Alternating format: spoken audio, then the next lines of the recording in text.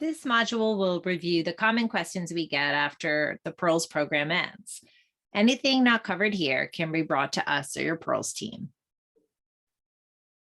In this module, we'll cover what happens after the program ends, including setting boundaries and expectations with Pearls participants and connecting them to other resources. The Pearls Connect model as one opportunity for supporting participants after the program, and what criteria or guidelines you may want to set for whether participants can graduate the program early or whether they can re-enroll. First, what happens after Pearls? Often we hear that people want Pearls to be longer, so make sure you start with setting appropriate boundaries and expectations up front about what Pearls is and isn't, both for other providers that may refer to the program as well as for participants.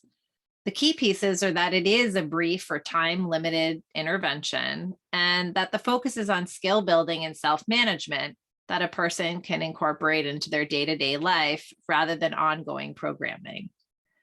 That said, over the course of Pearls and at the end of the program, it's a great opportunity to connect participants to other supports and services, such as long-term therapy or other services at your agency.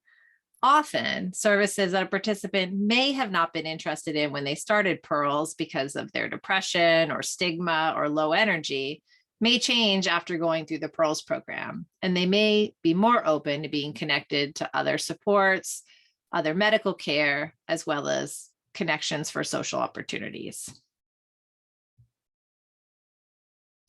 One example of a model that was developed by the Area Agency of Aging on Tarrant County and the Women's Center is called Pearls Connect, which is a peer-to-peer continued care model. This model includes a monthly newsletter for Pearls graduates, opportunities for them to connect on social media, community service opportunities, and a series of older adult focus events, both in person and phone and Zoom based during times of COVID. For this organization, they had a half-time case manager who was funded to organize these events, develop newsletters, and manage the Facebook group and send reminders to participants. You can learn more about this program at www.womenscentertc.org.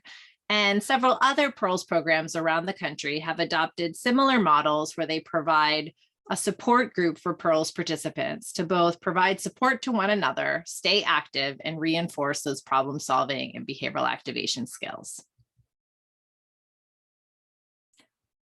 We often get asked whether it's appropriate for a person to re-enroll in Pearls after they've finished. Typically, the answer is no. The program is designed to be brief and to connect participants to longer-term supports and services.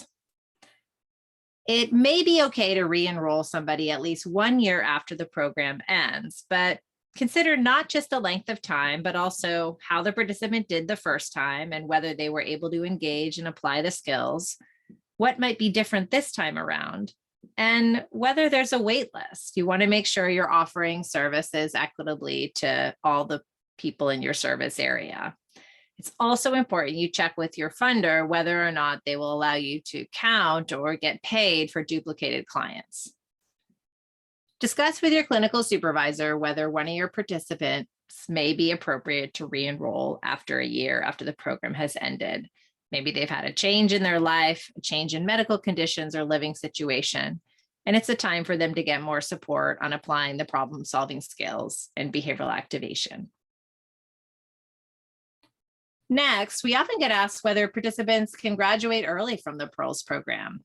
It may be appropriate to graduate a client after session 6, which is the first monthly session, if they've demonstrated reduced PHQ-9 scores for at least several sessions in a row, shown that they've learned the problem solving and behavioral activation skills and applied them in their lives, and there's a reason to complete early. Maybe the participant was able to learn the skills and improve their depression early on, and they're ready to move on to other services, and you've got a wait list for older adults who are struggling with depression and could benefit from the service.